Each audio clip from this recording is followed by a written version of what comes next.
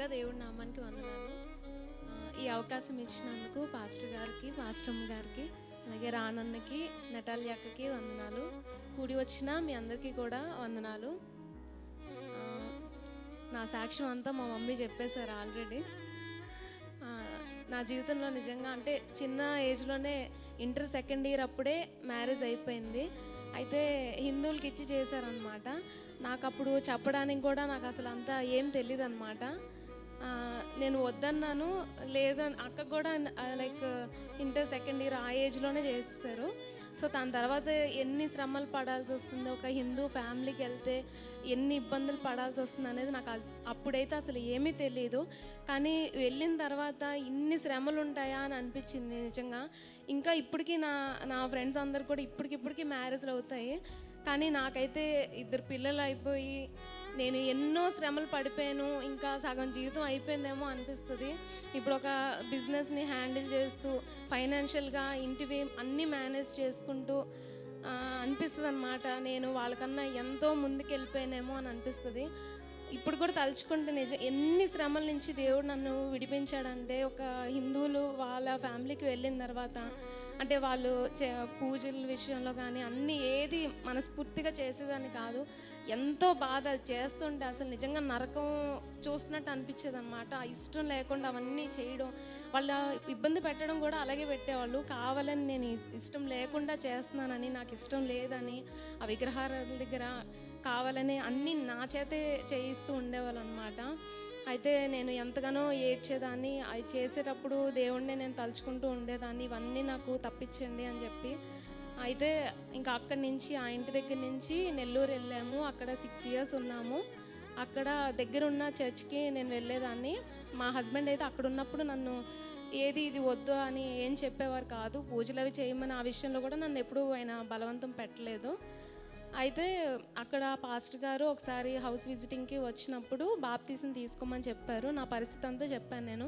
నాకు ఇప్పుడే ఇవి చేయాలంటే చాలా కష్టంగా ఉంది, నేనేమో వాళ్ళని ఎదిరించలేను అని అంటే అప్పుడు ఆయన అన్నారు, నువ్వు ఒక్క అడుగు దేవుడి దగ్గరికి నువ్వు ఒక్క అడుగు ముందుకు వేస్తే దేవుడు నీ జీవితంలో ఉన్న కష్టాలన్నీ ఆయన ఇంకో 10 అడుగులు ముందుకు వేస్తారు నీ జీవితంలోని అని చెప్పారు. నేను ఆ విశ్వాసంతో నేను ప్రార్థన చేశాను. అంతకు ముందువే ఇంకా లాస్ట్ నేను ఏ పూజలు చేయాలన్నా, గుళ్ళకి వెళ్ళిందన్నా కూడా అంతకు ముందువే తప్ప నిజంగా నేనైతే అస్సలు అనుకోలేదు అంత ఇదిగా దేవుడు మారుస్తాడని. ఆ తర్వాత మా హస్బెండ్ ఇంకా ఆయన కూడా నన్ను ఏం అనలేదు.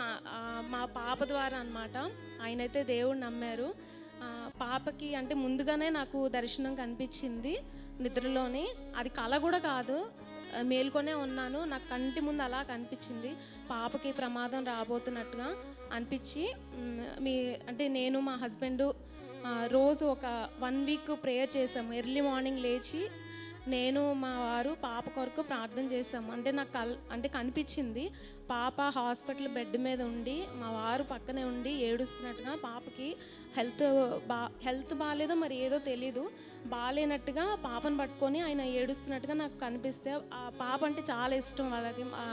మా వారికి మదర్ చనిపోయారు అనమాట. మాకు మ్యారేజ్ అవ్వక ముందు 1 year లోపల మ్యారేజ్ చేశారు కాబట్టి ఇంకా ఆ పాప అంటే చాలా ఇష్టం అనమాట. వాళ్ళ మమ్మీని చూసుకుంటూ ఉంటారు. అయితే ఇలాగా చెప్తే ఆయన ఇంకా ఆ విషయం నమ్మి ఆయన ప్రార్థన చేశారు. మేము ఎప్పుడైతే ప్రార్థన చేసామో ఆ నెక్స్ట్ డేనే పాప బాత్రూంలో ఉన్నప్పుడు గ్రీజర్ పేలిపోయింది.